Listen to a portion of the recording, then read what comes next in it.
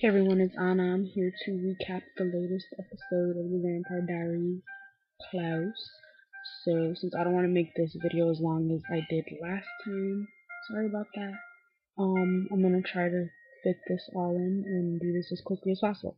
So, anyways, we start off from where we left off at, which was Elena pulling out the dagger from Elijah, and so you see Elena sitting in like the dungeon slash like cellar thingy with with Elijah's body, and she's just like waiting for him to come back to life. And he starts coming back to life. He's like, his body's like all jerking and shifting, and he straight up looks like something out of Thriller, like one of the zombies. He's like, oh. So, anyways, um, he starts staring at Elena, and she's like over him, and I'm like, me and my sister are like, dude, he's probably hungry. Get away from him. We were just like, okay. Anyways, I was really excited because I love Elijah, and I was so happy that he was back. Yeah. So he even calls her. He calls Elena, Katerina, and you're like, what the hell? So then you start seeing like a little bit of a flashback when he first meets Catherine, and she's like, no, I'm Elena, and he's like kind of freaking out, and then he starts feeling like kind of like pain or whatever, and it's because he's not invited into the house. He was invited before, but since Elena now the house is under Elena's name, um, he can't be in the house. So I guess he's like in pain or something. So like vamp speeds out the house. Like, and then Elena like runs after him. And when she gets out there, he's like, starts talking to her, and she's like, well, can I trust you? And he's like, oh, I don't know if it's in that part. Anyways, he's like, can I trust, can you trust me? Can I trust you? So anyways, she starts explaining to him what's happening after they leave the house because she doesn't want Stefan and Damon to know. And then Stefan notices that Elena's missing. She's like freaking out. And then Damon's like, well, where the hell is she? And oh, is she with she's with Elijah, blah blah blah. I mean, it didn't happen in that order, but anyways. Oh yeah, and Andy Starr comes like back into the picture. I'm like, oh dude, where have you been? So anyways, let me look at my notes. So anyways, Stefan's like pretty much demanding that Elena come back to the house and that she not trust Elijah, and she's like, well, you know what? I'm gonna trust him and I'm gonna hang out with him. So click, and then Elijah takes the phone from her. So anyways, her and Elijah are discussing what happens, and just certain things. And even before that, I think they go to the Lockwood mansion, Mrs. Lockwood, and I'm like, where's Tyler, Mrs. Lockwood? Have you heard from him? Because I was like hoping that Tyler like returned in this episode, like because I heard that he's supposed to return in the end. But anyways, so Elijah starts revealing some things about his past, which include Catherine, and they show you like how she was brought to Klaus, and how since she was the original doppelganger, he wanted her, like Klaus wanted her. Enter Klaus, and I'm like, oh yeah, because he's like freaking hot. And anyways, like it seems like Elijah was kind of like into Catherine, like really into Catherine, and Klaus wasn't really. He was just interested in her to break the curse. So then Elijah reveals that him and Klaus are brothers. And I mean, I think everybody was as shocked as like Elena was. We were like, holy crap, like are you kidding me? Like your brothers? Like is this like the Salvatore brothers 1.0 and the Salvatore brothers are 2.0? Like seriously, is like history repeating itself. And we find out that they're like an original family. Like we already knew they were original, so we found out there's an original family and that there's 7 freaking kids, which means there's 7 originals. Like aside from Klaus and Elijah, there's 5 more originals, which I freaking hope that we get to see. It would be so badass, seriously badass. And if they have any sisters, like bring on some more female vamps. Like don't get me wrong, I love the male vamps and all that, but I mean they get like more attention than the female vamps, and I think the female vamps are like badass. Like come on, Pearl, Lexi, Anna. Okay, they're all dead, but they're still freaking badass. Still pissed at them. They're gone. Oh, and now of course Caroline, she's pretty badass as a vampire, and of course, Catherine's badass as a vampire. So, and some more female vampires. It'd be cool to see a female original. Badass. So then, like, a lot of people were like wondering, like, well, if they're brothers and they're both originals, then why is Klaus so much stronger? You know, and I mean, we're sitting there wondering, like what the hell, you know? Anyways, it was probably pretty boring. I'm sorry, just kind of trying to be this speedy, you know, kind of speedy. Oh, so then they start talking about the sun and the moon curse, and Elijah reveals that there is no sun and the moon curse. That it was something that Klaus made up. And you're like wondering, well, what the hell? If there's no curse, then why the hell is he after Elena, like the doppelganger, and why the hell is there a moonstone? Like, what's up with that? Seriously, what's the purpose of that? And then, anyways, we find out that Klaus is a freaking werevamp.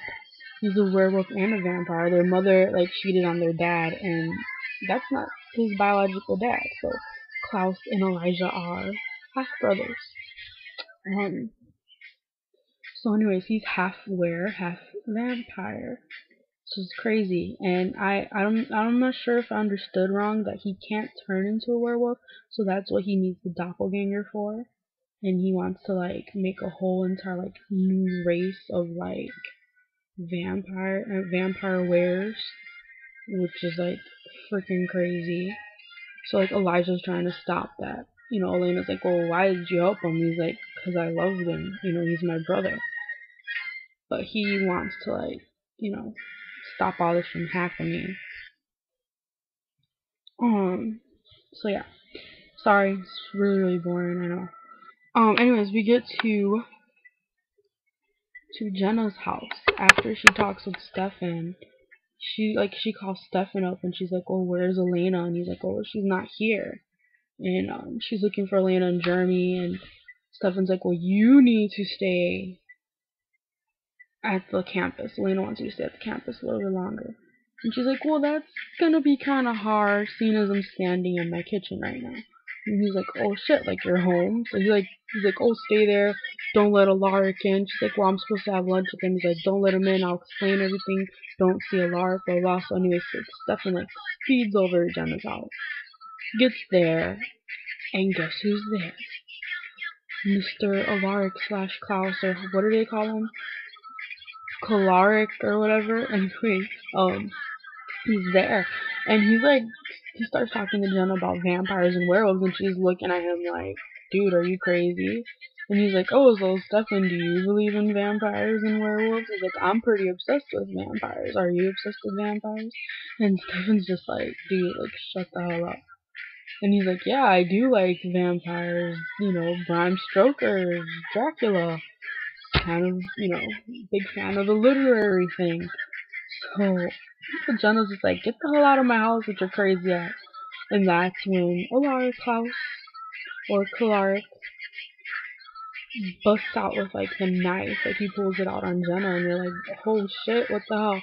And then he, you know, Stefan like slams him up against the wall, and you know the only reason he can do that is because he's in Alaric's body. And I mean, he like vamp speed slams him up against the wall, and Jenna's just standing there like, what the hell? And Stefan's like, run, Jenna, and she's like just standing there. I don't know about you, but as soon as Stefan vamp sped to the wall, I would have been out of there. Like seriously, nobody's that fast. Not even Usain Bolt. Just putting that out there. So he like vamp speed slams him against the wall, yells at her to leave. She's like being really stubborn. Now we know kind of where Elena inherited that from, even though it's not her biological aunt. Like, come on. Anyways, she's like, no, what are you doing? Don't hurt him, don't hurt him. And Stefan turns around and is like, let's go! And his face is like all vamped out. She's like freaking out, and that bitch was out of there. She was out of there. And it was just pretty funny, because then you know, I mean, before Jenna left, Klaus was like, oh well, I can just take in anybody else's body. I can even take Jenna. and you're like, oh shit, like is he gonna like go into somebody else's body? And like, anyways, Stefan kind of knocks him unconscious, and I guess goes after Jenna. So then like you go back to Elena and Elijah. They talk about the sun and the moon curse not being real, and that Klaus, again about Klaus needing the doppelganger for his own gain, not for anybody else's. Um, and then you go like to a flashback and you see like Elena and Catherine talking, and you kind of see that he cares about her. Like he's falling in love with her, even though he told you that he doesn't believe in love. He's like really falling in love with her, and you're like, And I don't know about you, am I the only one that like started being like, oh, team like, I don't know what kind of shipping name we'd put it, but like, am I the only one that like started shipping them? I was like, oh, Catherine, Elijah. But anyways, you can tell that he loved Catherine, and then like Klaus comes and he has like all this blood all over his shirt, and Catherine's like, dude, like what happened? And he's like, oh, I got into a brawl at the pub or whatever, and it was pretty like, I don't know, it was funny. It was like, really, a brawl at the pub and you have blood all up your neck? Like really, Catherine, you're that stupid. And I'm kind of glad she wised up as after she became a vamp, because seriously, she was kind of naive and dumb when she was a human. So anyways, it's like, this episode is kind of like all over the place, but it's still badass. We go back to the Salvatore house, because Stefan calls Elena and tells him all about, what happened with Jenna. So pretty much Jenna knows now. And Elena comes to the Salvatore house and is just like trying to console Jenna, and she's crying her eyes out because she's like, oh, like, your mom used to read me tell me bedtime stories, and I never ever thought that this, could be real. And you kind of feel bad for her. You want to give her a hug, because then she finds out that Elena knew all about the vampires, Jeremy knew all about the vampires, John knew all about the vampires, and she was left out of the loop. She felt like pretty betrayed, and I think this is like the second time she feels like truly betrayed by Elena, because I guess she thinks that she like wouldn't keep any secrets from her. And I felt like really bad for her. I just wanted to give her a hug. I really did. I was like, oh, poor Jenna. But at least now she's in the loop, and I'm really glad that she didn't take like Matt. Like, okay, I know that Matt like reacted the way he did because of Vicky, but Jenna could have like reacted just as crazy. I'm just saying, like, I'm just really happy that she didn't react that way, because it would have been crazy. She's in shock though, which is really sad. And then you see like a flash of like Stefan standing there listening to the conversation. He's like crying, and at first my sister was like, "Dude, stop crying." But then I was like, he probably feels like really responsible, for Jenna finding out about the whole thing, and he probably did want Jenna to find out, but not that way, not him vamping out and almost getting killed. Yeah, she's Team Stefan too, and I was actually defending him. But anyways, so she's like in shock, and he feels like really bad. So then I mean, like then like you do like a flash of like Stefan and Damon, and it's like so much more like Salvatore brother tension. Like throughout the whole episode was like leading up to what we would see later. Going to now to where Klaus / Alaric is staying, and he has Catherine. She's over here like getting drunk and dancing because Damon pretty much gave her this like thing of vervain to like not be compelled, which I don't understand how that would work, because the originals could get past anything. But anyway, she's like happy dancing and getting drunk and listening to like this crazy ass music, and then she hears Klaus and she freaks out. She turns off when she doesn't turn off music, she like sits down and is just like, oh, hey. And he tries to compel her again, and he's like, sit down. And she's just staring at him, and she does what she's told, but you can clearly tell she's not compelled anymore, which is kind of badass. Because now,